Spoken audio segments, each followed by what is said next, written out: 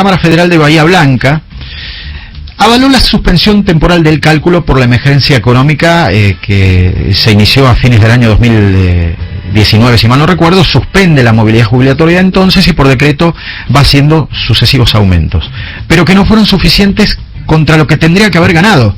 Entonces, el fallo determinó que las jubilaciones perdieron y que el incremento debió ser apenas superior al 42%. ¿Dónde ponemos esto, no? ¿Esto puede tener alcance nacional? ¿Puede ser una estructura mucho más grande? ¿O termina acá? Vamos a saludar, y para buscar más explicaciones técnicas, a Andrea Falcone, que es abogada especializada en previsión social. Doctora Adrián Puente, Julieta Tarrés, buenos días y muchas gracias por atendernos. Adrián, Julieta, ¿cómo les va? Bueno, primero queríamos saber un poquito más técnicamente si es que tuvo acceso a lo más importante de este fallo que se da en la ciudad de Bahía Blanca, doctora. Sí, es importante aclarar esto que vos mencionabas recién. No tiene un alcance nacional porque siempre los fallos judiciales son para ese caso concreto de la persona que lo está solicitando.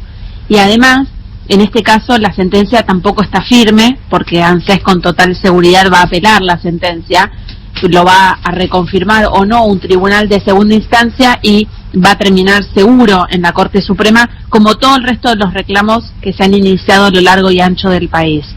Ahora, esto que mencionaba sí es una solución novedosa. Hasta ahora los tribunales del interior del país han ido acompañando a los jubilados en sus reclamos con diferentes soluciones. En este caso, esto que mencionabas, el juez dice, ¿es posible suspender la ley de movilidad? Sí. ¿Es válido otorgar los aumentos por decreto? Sí, pero no pueden ser un aumento inferior al 42%, que es lo que marcaba la ley de movilidad suspendida.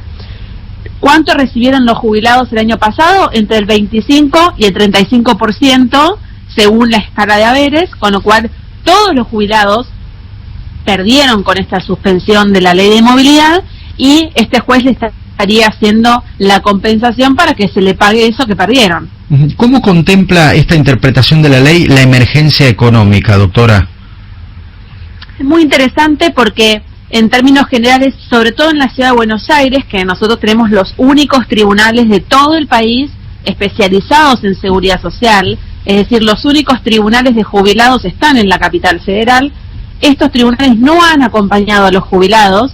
Lo que han resuelto es que la emergencia económica puede permitir la confiscación de haberes, lo cual ha sido realmente un baldazo de agua fría para todos, sobre todo contemplando que la doctrina más reciente de la Corte Suprema, que tuvo que ver con las clases presenciales de los chicos en la ciudad de Buenos Aires, dijo, ojo que la emergencia no es un vale todo. Eso es lo que dijo la Corte, y sin embargo los tribunales en la ciudad de Buenos Aires dicen, la emergencia económica vale todo, se pueden confiscar haberes, a pesar de que en los últimos 20 años, 18 estuvimos en emergencia económica, con lo cual parece ser más un status quo que una situación excepcional. En el caso de que haya que resarcirlos inmediatamente, supongamos el año próximo, ¿el dinero va a salir del Fondo de Garantía de Sustentabilidad o de dónde? Nunca va a haber un resarcimiento masivo porque los reclamos son individuales y además históricamente los juicios de los jubilados representan el 10%, es decir, 1 de cada 10 jubilados reclama y el que no reclama no cobra, con lo cual no va a haber nunca una situación de pago masivo. ¿Cómo? Perdón, el que no reclama no cobra, se refiere a la vía judicial. No cobra. Claro, exactamente. Si no reclama que se le compense, no cobra, eso me está diciendo. Claro, el que no impugna la suspensión de la ley de movilidad, o históricamente, el que ha reclamado la recomposición de sus haberes, cuando se le fueron confiscados a partir del 2002, tampoco, el que no reclamaba no cobraba. Con lo cual, esto es así. Cuando a veces me dicen, ¿por qué los gobiernos incrementan la litigiosidad? Porque reclaman 1 de cada 10. Claro. Entonces hay 9 que nunca van a cobrar. Bien, ¿y qué pasa con esos 10 que tienen jurisprudencia a favor? Con el 10%.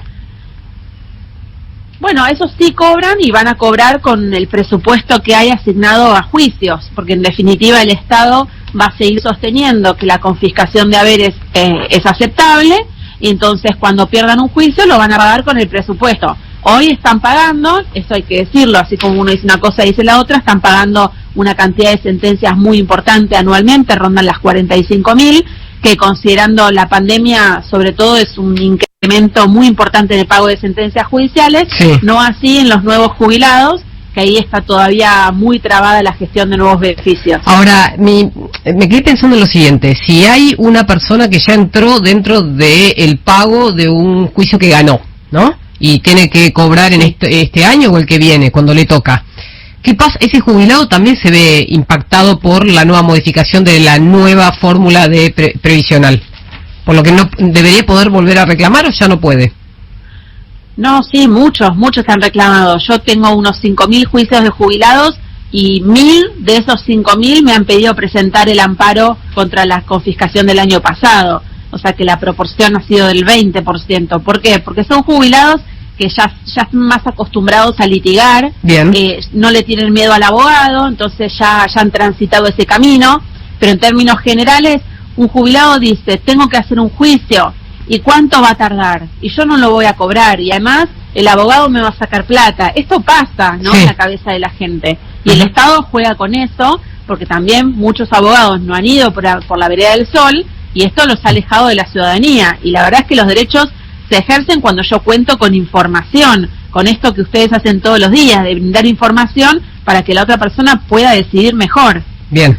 Doctora, ¿cuáles pueden ser los criterios de apelación del Estado, por ejemplo, en este caso, ¿no? Porque esto nace a fines de 2019, pero a la emergencia económica se le suma la emergencia sanitaria, ¿no? Y parece ser que bajo ese paraguas, un poco el concepto de lo que decíamos antes, vale todo vale ser manipulado. ¿Cuáles podrían ser los criterios de la apelación del Estado para contrarrestar esto?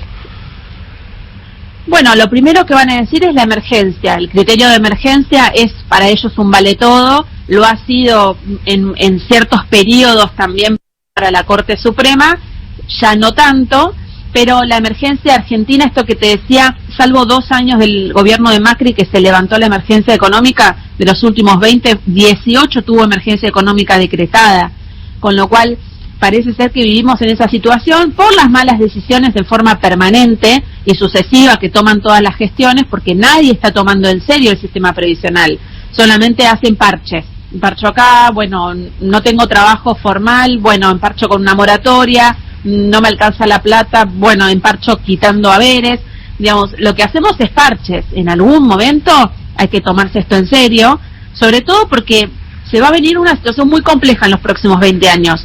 Hoy más del 80% de los jubilados son propietarios, y claro, esto no es un dato menor. ¿Qué va a pasar con nuestra generación? Yo tengo 40 años, no hay tantos propietarios, van a tener que pagar alquiler con esas magras jubilaciones, y que con esta tendencia cada vez van a ser menores, ¿no? Sí, es verdad eso.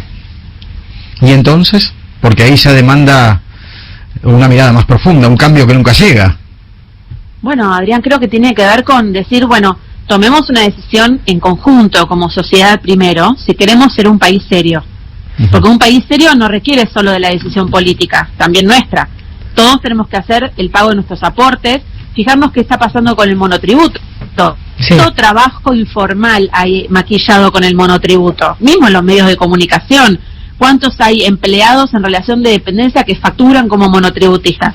Entonces hay que hacer una reforma como sociedad y decir, bueno, entendemos que si seguimos imprimiendo y en este esquema, el sistema previsional va a quebrar, esto es inexorable. Sí. Entonces, ¿creemos que el sistema previsional de seguridad social es un activo importante para todos? Sí. Entonces, digamos, magia no hay. Esto es como cuando venía el Mundial y veníamos muy mal en la selección y decíamos que venga Maradona, que venga como jugador, que venga como técnico, no sé, como si él fuera a salvarnos. Y no aprendimos que en las últimas experiencias no nos salvó ni Maradona. Entonces, acá no hay magia. No es que Estados Unidos o Europa hacen proyecciones a 20 años porque les gusta sentarse a mirar papeles. Acá el sistema previsional es un buque que se mueve de a poco, que tengo que ver hacia adelante. No puedo girar cuando veo el iceberg, porque no es una lancha. ¿Entendés? Sí, entonces, sí.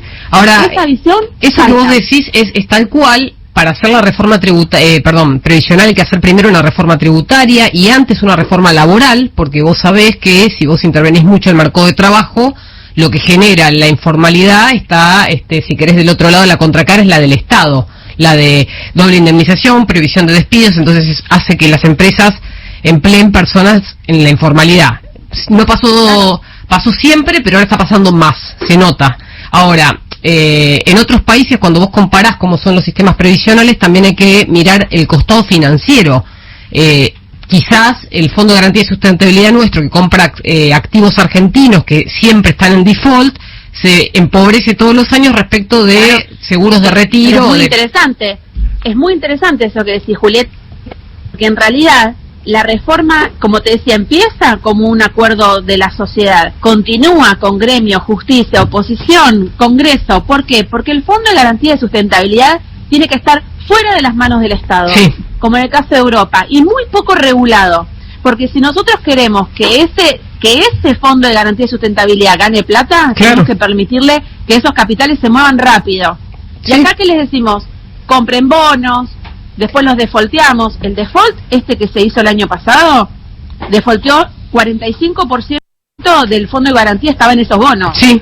Entonces, pensemos un poquito que nosotros, que cuando se defaulteó eso, no se benefició la Argentina, se perjudicaron los jubilados. Entonces, si yo le obligo al Fondo de Garantía a invertir y desinvertir según lo que le conviene al gobierno de turno, pasa esto que pasa ahora.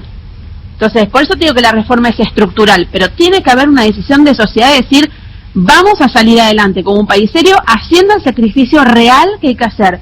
Porque si no lo hacemos ahora, igual lo vamos haciendo en cuotas y vamos cayendo cada vez más al fondo del pozo. Doctora Falcone, un placer enorme y muchas gracias. A ustedes, hasta luego. Que sea muy bien. Abogada previsional, hablando justamente sobre un fallo de Bahía Blanca que puede